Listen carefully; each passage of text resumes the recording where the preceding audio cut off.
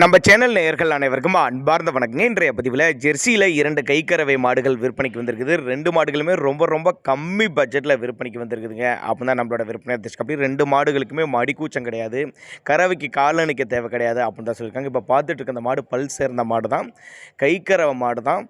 மாடு 9 லிட்டர் கறவையில் விற்பனைக்கு இருக்குதுங்க. எங்கேருந்து விற்பனைக்கு வந்திருக்குன்னா தஞ்சாவூர் மாவட்டம் செங்கிப்பட்டி பக்கத்தில் சோழகம்பட்டி என்ற பகுதியிலேருந்து விற்பனைக்கு வந்திருக்குது. தண்ணி தீனிக்கு எந்த ஒரு குறைச்சல் இல்லை, ஆண் பெண் யார் வேணாலும் ஹேண்டில் பண்ணலாம், மடிக்கூச்சமாக கிடையாது அப்படின்னு தான் சொல்லியிருக்காங்க. இன்னொரு மாடு ஒன்று விற்பனைக்கு வந்து அதுவும் கைக்கார மாடு தான். அது 6 பல்லு 2ஆம் மீத்து மாடு தான். அது 7 லிட்டரு கறவை இருக்குது அப்படின்னு தான் சொல்லியிருக்காங்க.